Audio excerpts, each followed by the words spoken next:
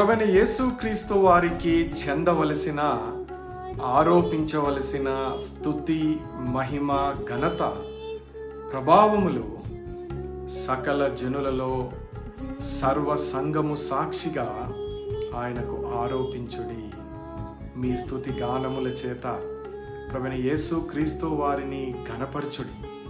ఆయన ఎంతో ఎంతో అద్భుతమైన దేవుడు, మనలను ఎంతగానో ప్రేమించుచున్న దేవుడు, తన సొంత ప్రాణమును మన కొరకు అర్పించిన మన దేవుడు, తన శరీరములో ఉన్న రక్తమంతా మన పాప పరిహారము కొరకు కార్చిన దేవుడు, సిలువలో మహాశ్రమలు మన పాప పరిహారముకై, మన దోష అతిక్రమములకై అనుభవించిన ప్రభువైన యేసుక్రీస్తు వారు.